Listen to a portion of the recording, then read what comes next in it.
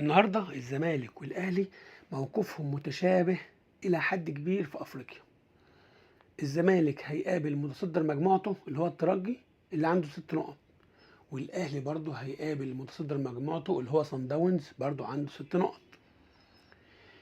الزمالك عنده نقطة وحيدة من ماتشين، لكن الاهلي ما عندوش ولا نقطة من ماتش واحد ولسه عنده ماتش مؤجل. مشكلة الزمالك ان يعني فرصته اصعب كمان بقى. ليه؟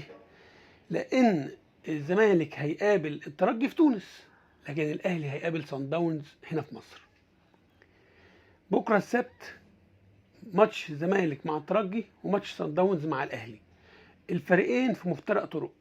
بكره الدنيا هتتغير تماما وهيبان مين اللي فرصته هتزيد انه يكمل في افريقيا ومين اللي فرصته هتقل وهيختفي الفتره الجايه من دور المجموعات وهيطلع من دور المجموعات.